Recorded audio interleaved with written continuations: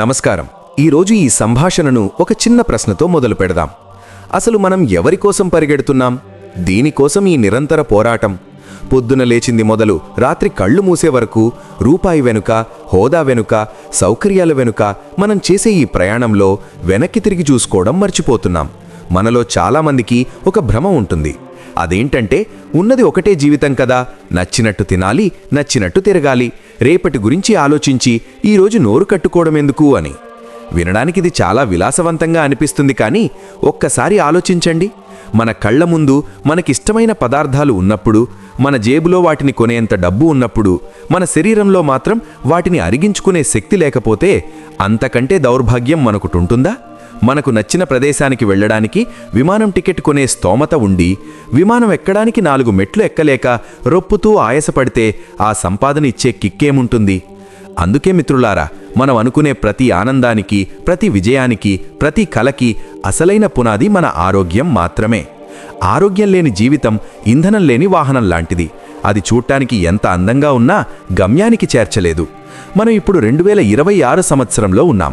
సాంకేతికత ఆకాశాన్ని తాకుతోంది. చేతిలో స్మార్ట్ ఫోన్ ఉంటే ప్రపంచం మొత్తం మన గుప్పిట్లో ఉన్నట్టే. కానీ విచారకరమైన విషయం ఏంటంటే, మనం టెక్నాలజీని అప్డేట్ చేస్తున్న వేగంలో మన శరీరాన్ని మాత్రం అవుట్డేట్ చేసేస్తున్నాం. మన తాతల కాలంలో ఆస్పత్రులు లేవు, మల్టీవిటమిన్ టాబ్లెట్లు లేవు. అయినా వారు 90 ఏళ్ళు, నిండు 100 ఏళ్ళు ఆరోగ్యంగా గడిపారు. కానీ ఈరోజు పరిస్థితి ఏంటి? 30 ఏళ్లకే గుండెపోటు వార్తలు వింటున్నాం. 40 ఏళ్లకే ఓకాళ్ల నొప్పులతో నడవలేకపోతున్నాం. ఇదా మనం కోరుకున్న అభివృద్ధి? ప్రపంచ ఆరోగ్య సంస్థ చెబుతున్న లెక్కలు వింటే గుండాగిపోతుంది. రాబోయే 2 దశాబ్దాలు మానవ జాతికి ఒక అగ్ని పరీక్ష లాంటివి. 2030 నాటికి మన చుట్టూ ఉన్న ప్రతి ఇద్దరిలో ఒకరు డయాబెటీస్ లేదా రక్తపోటు వంటి దీర్ఘకాలిక వ్యాధులతో బాధపడే ప్రమాదముంది. అంటే మనం సంపాదించే సంపాదనలో సగం హాస్పిటల్ బిల్లులకే సరిపోతుందన్నమాట. దీనికి అంతటికీ కారణమేంటో తెలుసా? మనం ప్రకృతిని మరిచిపోయాం, మన మూలాలను వదిలేశాం. ప్రాచీన భారతీయ విజ్ఞానం ఆరోగ్యాన్ని ఒక పవిత్రమైన యజ్ఞంలా భావించింది. ఆయుర్వేద పితామహుడు సుశ్రుతుడు చెప్పిన మాటలు ఈనాటికి శిరోధార్యం. ఆరోగ్యం అంటే కేవలం రోగం లేకపోవడం కాదు, మన శరీరంలోని వాత, పిత్త, కఫాలు సమతుల్యంగా ఉండాలి, మన జీర్ణక్రియ అద్భుతంగా పనిచేయాలి, అన్నిటికంటే ముఖ్యంగా మన మనసు మరియు ఆత్మ ప్రసన్నంగా ఉండాలి. కానీ ఈరోజు మన మనసు ఎక్కడుంది?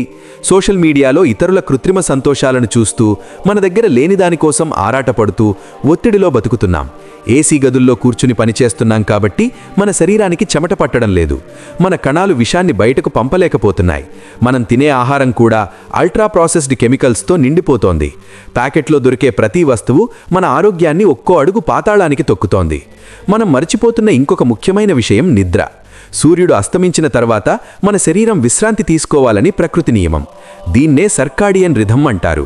కానీ అర్ధరాత్రి దాకా స్మార్ట్ ఫోన్ల నుండి వచ్చే ఆ నీలి వెలుగు మన మెదడును మోసం చేస్తోంది. మెలటోనిన్ అనే హార్మోన్ విడుదల కాకపోవడం వల్ల మన కణాలు రిపేర్ కావడం లేదు. ఫలితంగా హార్మోన్ల అసమతుల్యత, క్యాన్సర్ వంటి మహమ్మారులు మన తలుపు తడుతున్నాయి. మన పూర్వీకులు ఆహారాన్ని ఔషధంలా భావించారు. హితభుక్, మితభుక్ అని, అంటే మితంగా, హితంగా తినేవారు. కానీ మనం ఇప్పుడు రుచి కోసం విషాన్ని తింటున్నాం. ప్లాస్టిక్ డబ్బాల్లో వేడి ఆహారం, ఫ్రిడ్జ్లో రోజుల తరబడి నిల్వ ఉంచిన పదార్థాలు మన జీవనశైలిలో భాగమైపోయాయి. ఈ మార్పు మనల్ని ఎక్కడికి తీసుకెళ్తుందో ఒక్కసారి ఆలోచించండి. మిత్రులారా, ఇప్పుడు మనం ఒక కీలకమైన మలుపులో ఉన్నాం. ఒక దారి ఇప్పుడున్నట్టే నిర్లక్ష్యంగా బ్రతుకుతూ భవిష్యత్తులో ఆస్పత్రి మంచం మీద పడుకొని కన్నీళ్లు పెట్టుకోవడం. రెండో దారి మన జీవనశైలిని మార్చుకొని మన ప్రాచీన విజ్ఞానాన్ని ఆధునిక సైన్స్తో జోడించి మళ్లీ ఆరోగ్యవంతులుగా మారడం. మన ఆరోగ్యం క్షీణించడానికి ప్రధాన కారణం మన జీవనశైలి వేర్లలో ఉన్న లోపమే. ఒకప్పుడు మనిషి తన మనుగడ కోసం కదిలేవాడు, శ్రమించేవాడు. కానీ ఇప్పుడు మనం సెడెంటరీ లైఫ్ స్టైల్ అనే ఉచ్చులో చిక్కుకున్నాం. ల్యాన్సెట్ నివేదిక ప్రకారం శారీరక శ్రమ లేకపోవడం వల్ల వచ్చే మరణాలు ధూమపానం కంటే ప్రమాదకరంగా మారుతున్నాయి. మనం చేసే అతిపెద్ద తప్పేంటంటే, ఏది మంచిదో తెలిసి కూడా ఇంద్రియ సుఖాల కోసం తప్పులు చేయడం. దీన్నే ప్రజ్ఞాపరాధం అంటారు. మన ఆహారంలో జీవం పోయింది. భూమి నుండి నేరుగా ప్లేట్లోకి వచ్చే ఆహారం మాయమై ఫ్యాక్టరీల నుండి వచ్చే ప్యాకెట్లు రాజ్యాలేస్తున్నాయి. రిఫైన్డ్ ఆయిల్స్, మైదా, అతిగా ఉండే ఉప్పు మరియు చక్కెర మన పేగుల్లోని మంచి బ్యాక్టీరియాని చంపేస్తున్నాయి. ఊబకాయం అనేది ఇప్పుడు ఒక గ్లోబల్ ఎమర్జెన్సీ. అది కేవలం శరీర ఆకారాన్ని మార్చడమే కాదు, లోపల ఉన్న అవయవాలను నిర్వీర్యం చేస్తోంది. మైక్రోప్లాస్టిక్స్ మన రక్తంలోకి చేరుతున్నాయి. మనం శ్వాసించే గాలిలో, తాగే నీటిలో ప్లాస్టిక్ కణాలు ఉన్నాయంటే మనం ఎంతటి భయంకరమైన వాతావరణంలో ఉన్నామో అర్థం చేసుకోవాలి. భగవద్గీతలో కృష్ణుడు చెప్పినట్టు యుక్తాహార విహారస్య అంటే మన ఆహారం, వినోదం, అలవాట్లు ఒక క్రమశిక్షణలో లేకపోతే దుఃఖం తప్పదు. మరి ఈ సమస్యకు పరిష్కారం ఏంటి? మనం మళ్ళీ వెనక్కి వెళ్ళాలా? అవసరం లేదు. ఉన్న చోటే చిన్న మార్పులు చేసుకుంటే చాలు. మొదటిది, మన ఆహార సంస్కృతిని మార్చుకోవాలి. ఉపవాసం అనేది మన భారతీయ సంప్రదాయంలో ఒక భాగం. ఇప్పుడు దాన్ని ప్రపంచం ఇంటర్మిటెంట్ ఫాస్టింగ్ అంటోంది. మనం 14 నుండి 16 గంటలు ఆహారం తీసుకోకుండా ఉంటే మన శరీరమే మనలోని వ్యర్థాలను క్లీన్ చేసుకుంటుంది. దీనినే ఆటోఫాజీ అంటారు. సూర్యాస్తమయం లోపే భోజనం ముగించడం అనేది మీరు మీ శరీరానికి ఇచ్చే గొప్ప కానుక. అలాగే కదలికను మీ జీవితంలో భాగం చేసుకోండి. జిమ్కే వెళ్లాల్సిన పని లేదు. ప్రతిరోజు 30 నిమిషాల చురుకైన నడక మీ గుండె జబ్బుల ముప్పును 30% తగ్గిస్తుంది. యోగా మరియు ప్రాణాయామం మీ శ్వాసను, మీ మనస్సును నియంత్రణలో ఉంచుతాయి. డిజిటల్ డీటాక్స్ అనేది ఈ కాలంలో చాలా అవసరం. నిద్రపోవడానికి 1 గంట ముందు ఫోన్ను దూరం పెట్టండి. ప్రకృతితో కనెక్ట్ అవ్వండి. ప్రతిరోజు కనీసం 15 నిమిషాల పాటు సూర్యరశ్మి మీ శరీరాన్ని తాకాలి. విటమిన్ డి అనేది కేవలం ఎముకల కోసమే కాదు, అది మీ రోగనిరోధక శక్తికి ఒక రక్షణ కవచం లాంటిది. మనం ఈ చిన్న మార్పులని ఈరోజే మొదలు పెడితే 2050 నాటికి మన సమాజం ఎలా ఉంటుందో ఊహించండి.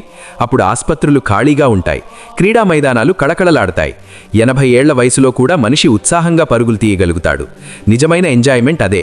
రాత్రి పడుకోగానే ప్రశాంతమైన నిద్ర రావడం, పొద్దున లేవగానే ఉత్సాహంగా ఉండడం, ఏ మందు బిల్లల అవసరం లేకుండా మన పనులు మనం చేసుకోగలగడం కంటే మించిన సంపద ఏముంటుంది? చివరిగా ఒక మాట, మీ శరీరం మీరు నివసించే ఏకైక శాశ్వతమైన ఇల్లు. ఈ ఇంటిని నిర్లక్ష్యం చేసి మీరు ఎన్ని కోట్లు సంపాదించినా, ఎన్ని ఆవిష్కరణలు చేసినా అన్నీ బూడిదలో పోసిన పన్నీరే అవుతాయి. మన ప్రాచీన ధర్మం సర్వే జనా సుఖినో భవంతు అని కోరుకుంది. అది జరగాలంటే ప్రతి ఒక్కరూ స్వస్థంగా ఉండాలి. మీ ఆరోగ్యం మీ చేతుల్లోనే ఉంది. ఇది కేవలం మీకోసమే కాదు, మీ తర్వాత రాబోయే తరాలకు మీరిచ్చే బలమైన వారసత్వం. ఈ క్షణమే ఒక చిన్న నిర్ణయం తీసుకోండి. ప్రకృతిని ప్రేమించండి, మీ శరీరాన్ని గౌరవించండి. రేపటి ఆరోగ్యకరమైన ప్రపంచం కోసం నేడే పునాది వేద్దాం. ఈ సందేశం మీకు నచ్చినట్లయితే మీ ప్రియమైన వారితో పంచుకోండి. మరో అద్భుతమైన విషయంతో మళ్ళీ కలుద్దాం. జై హింద్. ధన్యవాదాలు.